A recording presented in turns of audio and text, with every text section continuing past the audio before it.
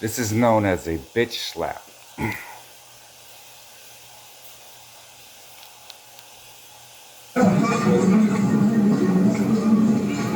Every fighter tries to control their anger, but sometimes some dumb people want to try their luck. Here are some of the best cases where fighters fought back. Starting with this guy, Charles Weich. You've probably already seen this video on the internet. The masked guy keeps coming closer and closer, probably reaching for a knife in his pocket, but Charles didn't hesitate at all. He slapped him in the face and kicked him in the stomach, knocking him out cold. Yeah, dude, let's go. Let's get out of here. Thank you, Fred, for saving me there. He came for you with a knife in his pocket.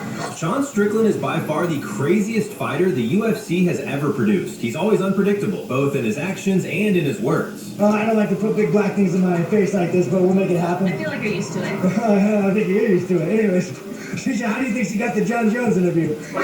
This famous streamer was mocking Sean, acting like he was a nobody, while his chat was clowning him the whole time. What the fuck are you, Sneeko? I'm just down working on everything. What do you do? I do train, I do some Are you boxing. an influencer? So I don't like that term. What are you?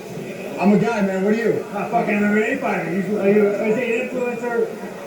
I guess so, yeah. Well, keep it going, man. All right. Keep telling the people. After Sean realized what was happening, he immediately told the streamer to hop in the octagon with him for a little lesson. No way, it's coming. You're a very tough influencer. Forget that.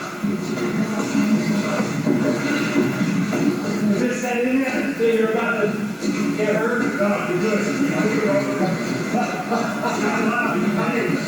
There you go.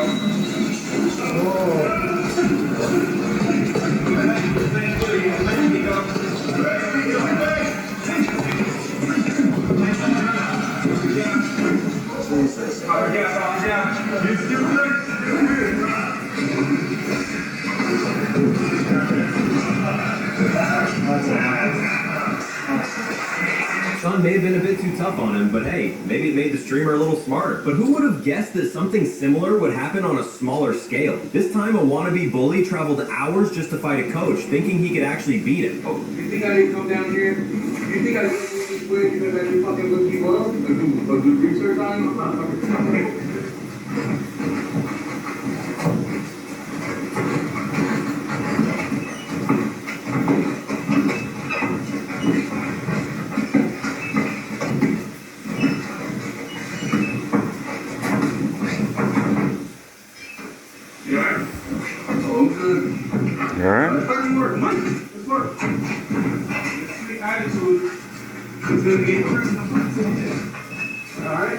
Can't just come up to a boxing gym and want to fucking challenge a coach.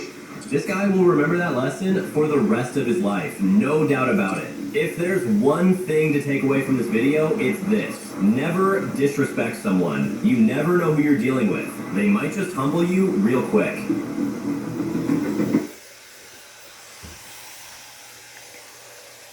No, I'm not going to control. You can't control a fight. How it's going to go is how it's going to go.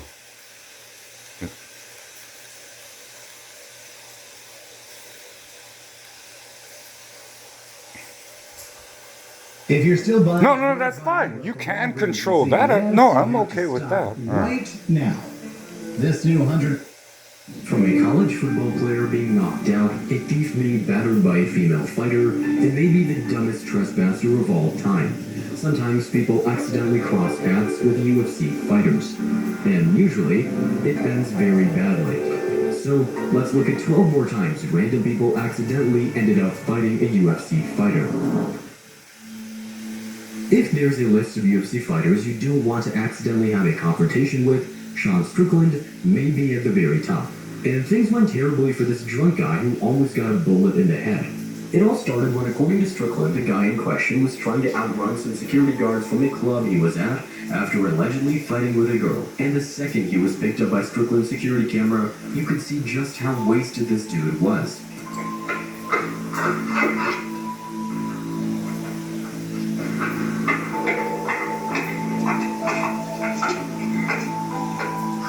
So he was driving drunk. He stomped out a girl. Oh my God.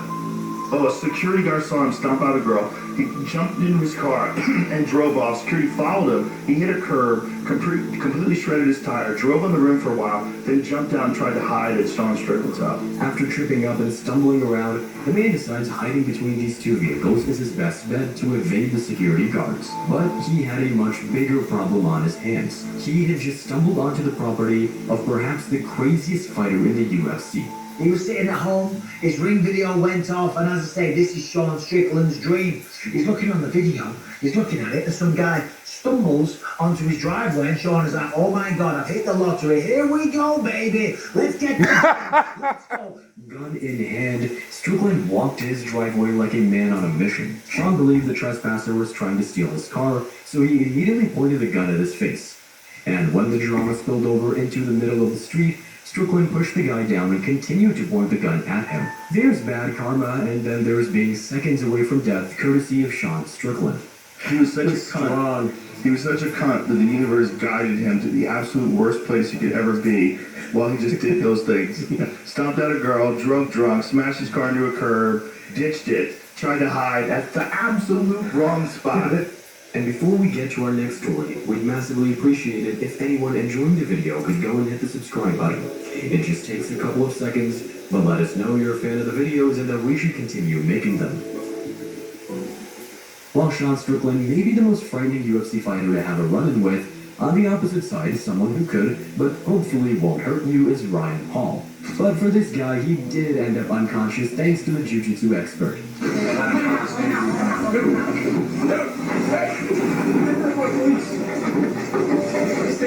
Stay outside. The story began with Ryan Hall out in a pizzeria with some family and friends. Everything was normal until a drunk customer started creating a scene. I have gotten through the tube 4 times. I've been to the mental institution 4 fucking times. I'm shocked. Get out.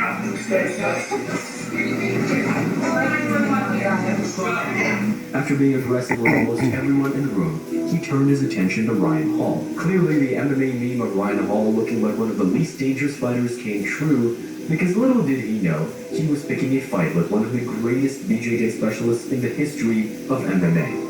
Ryan remained calm, but once the guy got a bit too close to his face, the BJJ world champion had no choice but to get physical.